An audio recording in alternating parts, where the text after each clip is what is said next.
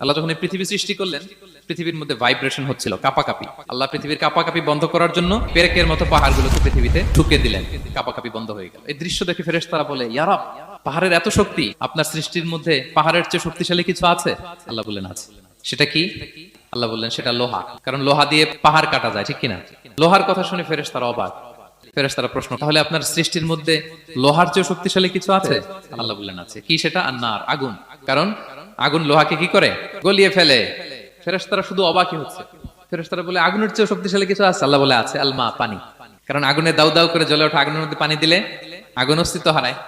ফেরেশতারা শুধু অবাকই হচ্ছে। তারা বলে, তাহলে পানির চেয়ে শক্তিশালী কিছু আছে? আল্লাহ বলেন আছে, আর রিহ, বাতাস। কারণ বাতাস পানিকে একদিক থেকে আরেক দিকে নিয়ে যায়। জলের মধ্যে বায়ুর উচ্ছ্বাস লাগলে জলোচ্ছ্বাস তৈরি হয়, ঠিক কিনা?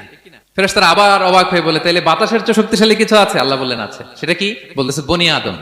ওই মানুষ শক্তিশালী যে গোপনে দান করে, এত গোপনে যে ডান হাত কি দান করলো, বা হাত সেটা টের পায় না। পড়েন সুবহানাল্লাহ।